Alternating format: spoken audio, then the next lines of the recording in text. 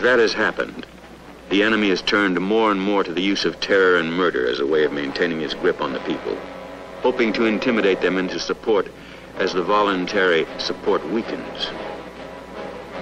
It has been his greatest mistake. For although it can have immediate effect, its long-term result can only work against him.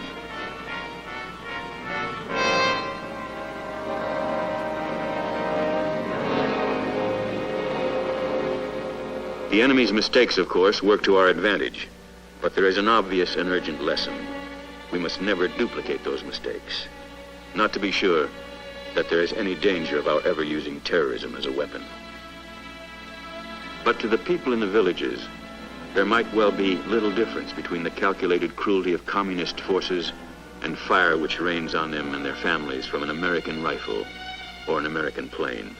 These special demands of this special war place a particular responsibility on every American over here. Commanders at all levels are obliged to consider the psychological as well as the military objectives of each operation. And because the circumstances call for an exercise of restraint beyond that normally required on the battlefield, they must strike a balance between the force essential to accomplish their mission and the necessity of inflicting as few casualties as possible on the civilian population. This does not mean that the rules of safety and security can or should ever be relaxed. Every commander must always be able to accomplish his mission with the least loss to his own troops and the fewest possible restrictions on his planning and his freedom to fire and maneuver. Nor does it mean that men going into battle should ever place their own lives or those of their buddies in jeopardy through excessive caution. Every man must take with him into combat a certain knowledge that he has the inherent right always to defend himself against hostile action, wherever and whenever it occurs.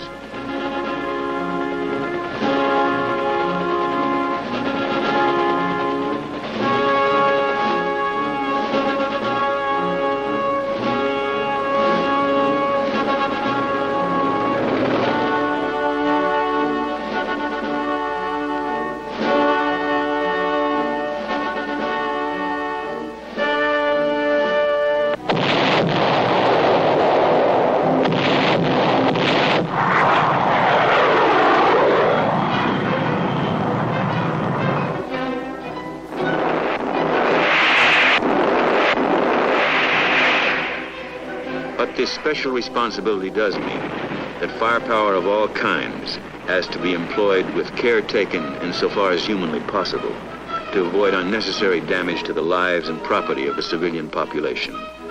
For the blunt truth is that death or injury to helpless civilians, even when it is unavoidable, works against us.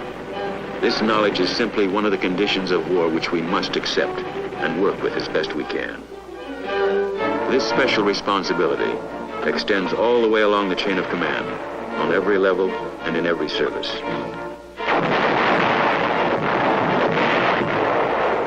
And it very specifically includes the man on the ground, who must face his personal responsibility through the sights of his personal weapon.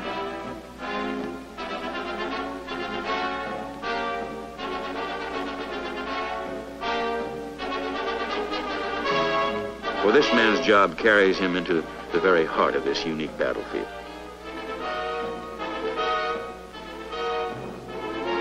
Precautions to eliminate needless casualties should be taken whenever possible. One example of how this can effectively be accomplished is the Air Force's practice of carefully marking targets so they can be hit with pinpoint accuracy.